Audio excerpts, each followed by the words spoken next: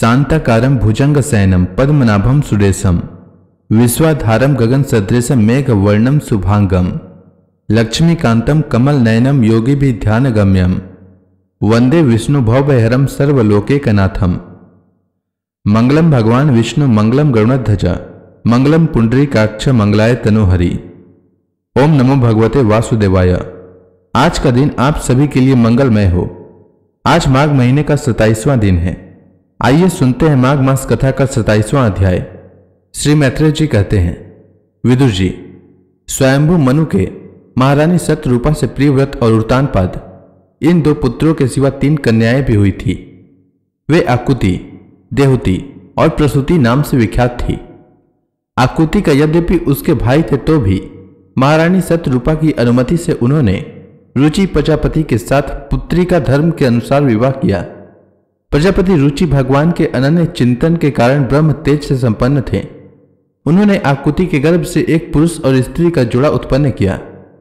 उनमें जो पुरुष था वह साक्षात यज्ञ स्वरूपधारी भगवान विष्णु थे और जो स्त्री थी वह भगवान से कभी अलग न रहने वाली लक्ष्मी जी की अंश स्वरूपा दक्षिणा थी।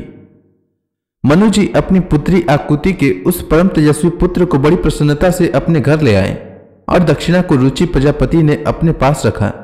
जब दक्षिणा विवाह की योग्य हुई तो उसने यज्ञ भगवान को ही पति रूप में प्राप्त करने की इच्छा की। तब भगवान यज्ञ पुरुष ने उससे विवाह किया।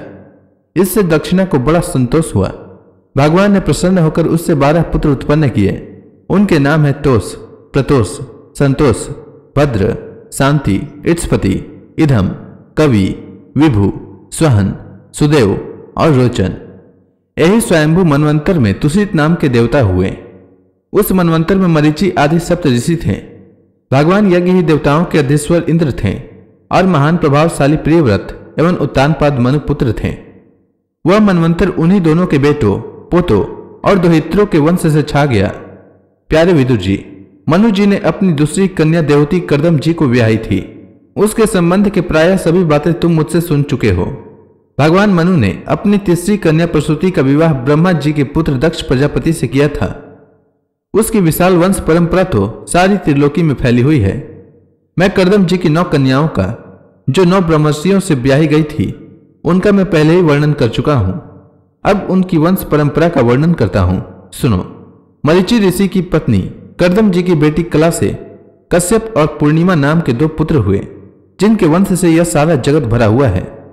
शत्रुतापन विदुर जी, पूर्णिमा के विरज और विश्वक नाम के 2 पुत्र तथा देवकुल्या नाम की एक कन्या हुई। यही दूसरे जन्म में श्रीहरि के चरणों के धोवन से देव नदी गंगा के रूप में प्रकट हुई।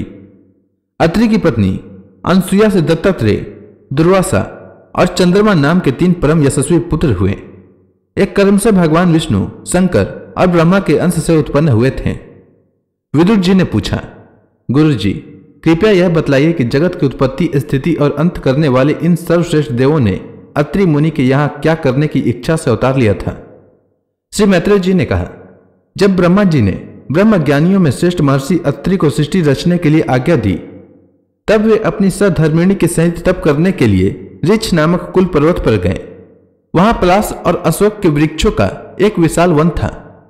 उसके सभी वृक्ष फूलों के गुच्छों से लदे थे तथा उसमें सब और निर्विंध्या नदी के जल की कलकल ध्वनि गूंजती रहती थी। उस वन में वे मुनि श्रेष्ठ प्राणायाम के द्वारा चित्त को वश में करके 100 वर्ष तक केवल वायु पीकर सर्दी गर्मी आदि द्वंद्वों की कुछ भी परवाह न करके एक ही पैर से खड़े रहें। उस समय वे मन ही मन यही प्रार्थना कर रहे थे कि जो कोई संपूर्ण जगत के ईश्वर हैं, मैं उनकी शरण में हूं, वे मुझे अपने ही समान संतान प्रदान करें।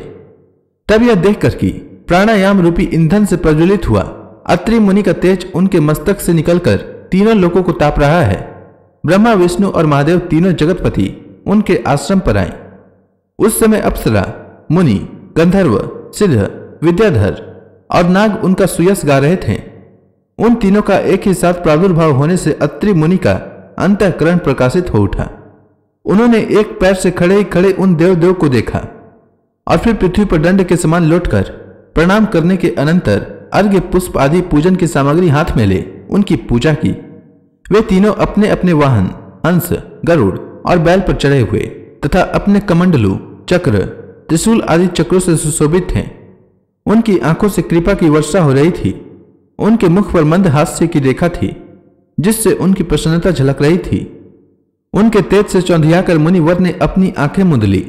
वे चित्त को उन्हीं की ओर लगाकर हाथ जोड़ अति मधुर और सुंदर भावपूर्ण वचनों में लोक में सबसे बड़े उन 3 देवों की स्तुति करने लगे। अत्रि मुनि ने कहा, भगवान, प्रत्येक कल्प के आरंभ में जगत की उत्पत्ति, स्थिति और लय के लिए जो माया के सत्वादी तीनों गुणों का विभाग करके भिन्न भिन्न शरीर धारण करते हैं, वे ब्रह्मा, विष्णु और महादेव आप ही हैं। मैं आपको प्रणाम करता हूं। कहिए, मैंने जिनको बुलाया था आप में से वे कौन महानुभाव हैं? क्योंकि मैंने तो संतान प्राप्ति की इच्छा से केवल एक सुरेश्वर भगवान का ही चिंतन किया था। फिर आप तीनों ने यहां पधारने की कृपा कैसे की? आप लोगों तक तो देहधारियों के मन की भी गति नहीं है, इसलिए मुझे बड़ा आश्चर्य हो रहा है। आप लोग कृपा करके मुझे इसका रहस्य बतलाइए। श्री मैत्रेय जी कहते हैं, समर्थ विदुर जी, अत्रि मुनि के वचन सुनकर वे तीनों देव हंसे और उनसे सुमधुर वाणी में कहने लगे। देवताओं ने कहा, ब्राह्मण, तुम सत्य संकल्प हो, अतः तुमने जैसा संकल्प किया था वही होना चाहिए। उससे विपरीत कैसे हो सकता है? तुम जिस जगदीश्वर का ध्यान करते थे वह हम तीनों ही हैं। प्रिय महर्षि, तुम्हारा कल्याण हो। तुम्हारे यहां हमारे ही अंश रूप 3 जगत विख्यात पुत्र उत्पन्न होंगे और तुम्हारे सुंदर यश का विस्तार करेंगे। उन्हें इस प्रकार अभीष्ट वर देकर तथा पति पत्नी दोनों से भली भांति पूजित होकर उनके देखते ही देखते वे तीनों सुरेश्वर अपने अपने लोक को चले गए। ब्रह्मा जी के अंश से चंद्रमा, विष्णु के अंश से योगवेता दत्तात्रेय जी और महादेव जी के अंश से दुर्वासा ऋषि अत्रि के पुत्र रूप में प्रकट हुए। तो इसी के साथ यह अध्याय समाप्त हुआ। इसके आगे की कथा मैं कल के अध्याय में सुनाऊंगा। तब तक के लिए भगवान हरि का नाम लेते रहें। तो प्रेम से बोलिए भगवान विष्णु की जय, श्री कृष्ण भगवान की जय, लक्ष्मी माता की जय, तुलसी माता की जय, समस्त देवी देवताओं की जय।